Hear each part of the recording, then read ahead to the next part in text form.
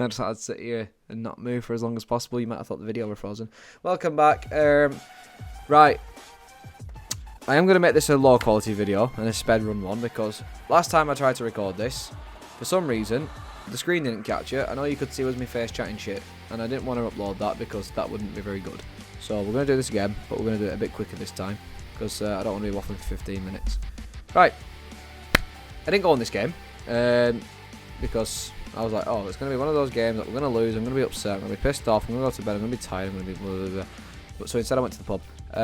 But I wish I watched it now because we won.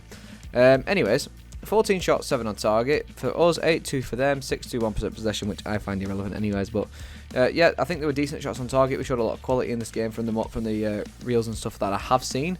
So yeah, every credit to the boys. To be honest with you, I don't really have a complaint. Well, I can't complain as much as I normally do because I need to watch all of it, but you know what I mean. Right, player ratings. Woodman, 6.5. Didn't have a great deal to do over the piece, nothing he could do about the opener. Story didn't cover himself in glory for the goal, but was relatively untroubled aside from that. Lindsay, 6.5. Held it together pretty well back there, but tried to throw himself in front of the shot, but couldn't make the block. Cunningham, 6.5. Neat and tidy on the ball and defended reasonably. Could have got the ball out before Huddersfield scored, but he was solid enough. Next page. Brady, an 8.5. Brady's been quality again. I'm going to reinforce that statement. I say it every week now. It's gone from saying Brady's shit every week to Brady's quality, so massive credit, every credit to this man. Solid shift again from Brady. A player playing with confidence. Slotted it down the right pretty seamlessly and passed well. Sent a shot over from distance. McCann's got an 8. As sole man for the best of defence, McCann put himself about and completely fierced. Managed the game well after getting booked first half. Saw volley held in the second. Holmes a 9, was lively all night, but really stepped his performance up in the second half and played a key role in the comeback. Provided the assist for Osmajic. Hughes a 6, steady enough down the left side, doing a job for the team out there once again with options reduced. Mads a 7, drifted in and out the first half and some passes went astray, but improved in the second half and picked up pockets of space all night. Sent a low crossing for Osmajic to smash in the third.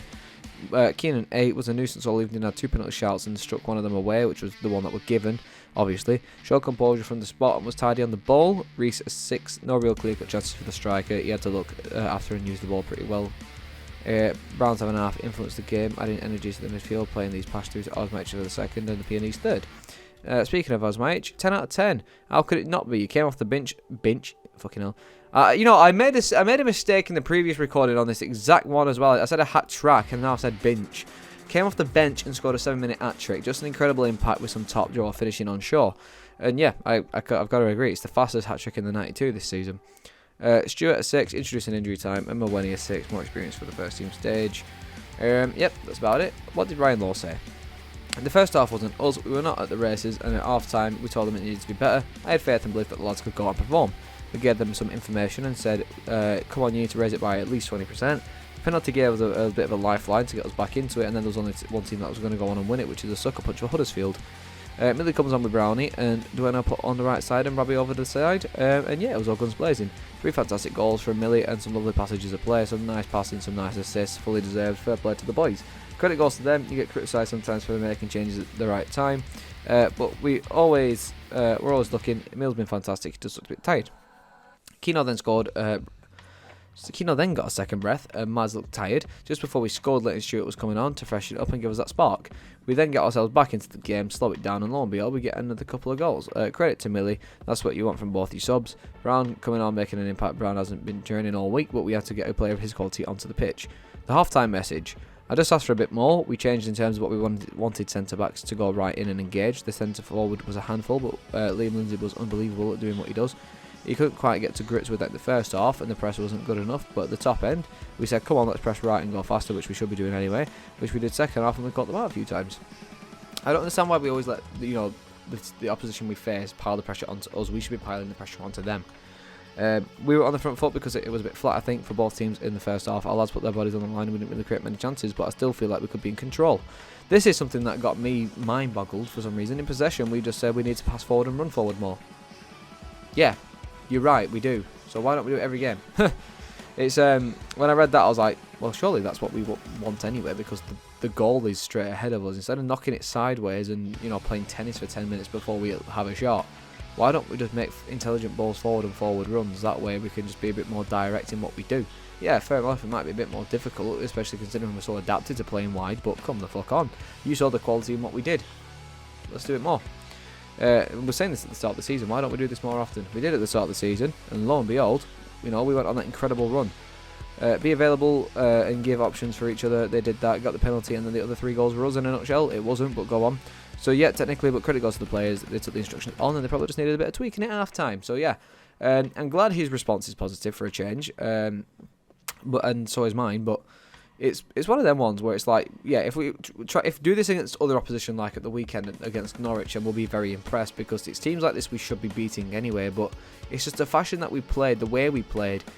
You know, it looked at times that Huddersfield couldn't really touch us and do anything to us. So it's complete carnage from us in the closing stages. We played some very intelligent balls forward, and our strikers got on the end of it.